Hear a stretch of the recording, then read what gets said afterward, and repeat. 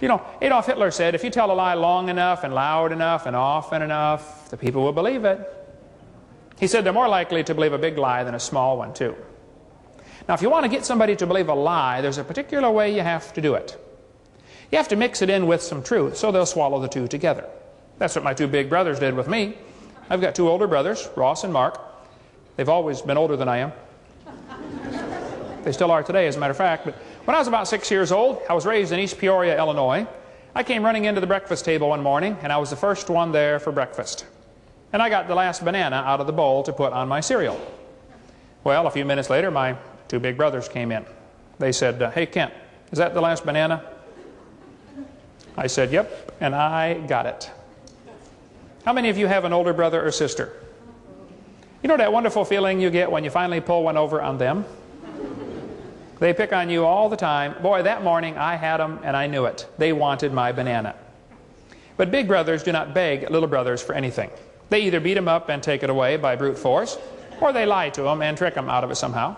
So my brother said, hey Kent, do you know how bananas are made? I said, no. I was only 6 years old. It's been proven in laboratory tests the brain doesn't even start to grow till kids are 18 to 20. How many parents can verify that one from raising kids? Yep. I said, no, how are bananas made? And they said, well, down in South America, they have these spiders that live up in the trees, and they have big, long legs, and when they die, all their legs fold up, and mold starts growing on the dead spider legs. And a banana is actually made from moldy spider legs.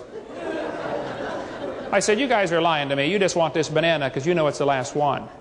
They said, no, brother, we're not lying. You cut that thing in half and look in the middle, you can still see the black spots where his legs were. You know, I did not eat bananas for nearly 3 years after that. They lied to me. Have you ever been lied to before? Now, I would not have believed the lie if it hadn't been for those black spots. That's what threw me off. See, if you want to get somebody to believe a lie, you got to mix it in with some truth. That's what they've done for years to kill a rat.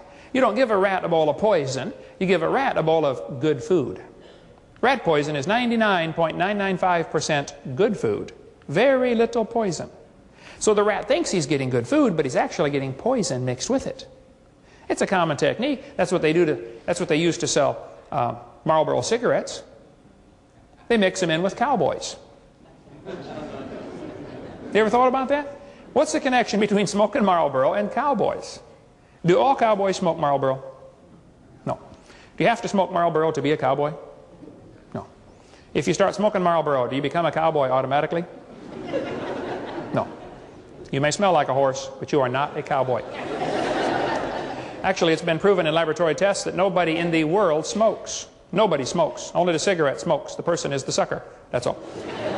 But they want you to think the two go together. And if you tell the lie long enough and loud enough and often enough, the people will believe it. They do the same thing with beer.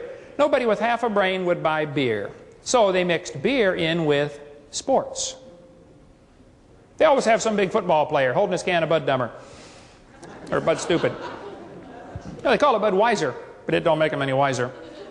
He's got his Bud Dummer, Miller Low Life, or Dead Dog, whatever it is, you know. He says, man, you drink this stuff, you'll be a football player. Yeah, right, you drink that stuff, you'll be a couch potato. They want the kids to think there's some kind of connection between alcohol and sports. They're brainwashing them. One kid said, what's the matter, Mr. Hovind, don't you like beer? I said, I don't know, I've never tasted it. I'm 46 years old, never had a drop in my life. Well, I've had NyQuil a couple of times. And then they'll say, well, how do you know you won't like it if you don't try it? Oh, now kids, that's a brilliant way to live. Let me ask you a question. Have you ever laid your head under a semi-truck?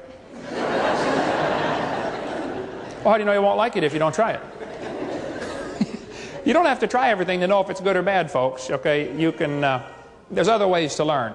You don't have to try it to know if it's good or bad. Now, what's happening in our public school textbooks is there's a lot of good science in there, but there's some lies mixed in with it, and it's poison.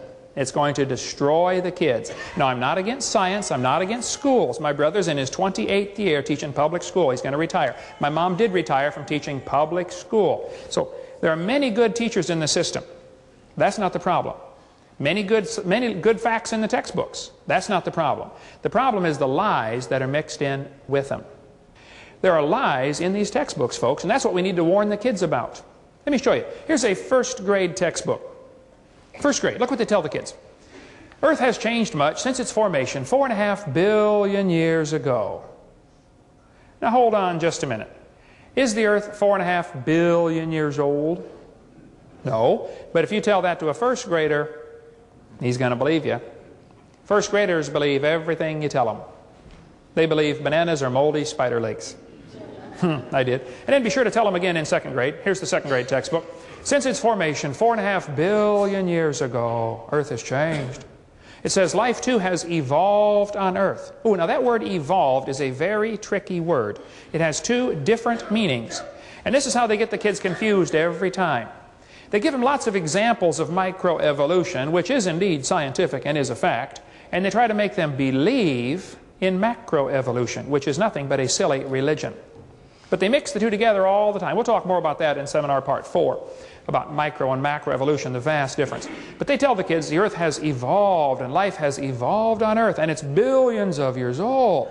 The teachers are taught in the teachers' manuals, be sure to stress that the Earth is billions of years old. I mean, make sure the kids believe this. Look, the Earth is not billions of years old, as we'll see in a minute. But if you tell that to the kids in first grade, second grade, third grade, fourth grade, fifth grade, by the time they've heard that 15 or 20 years in a row, they're going to believe it.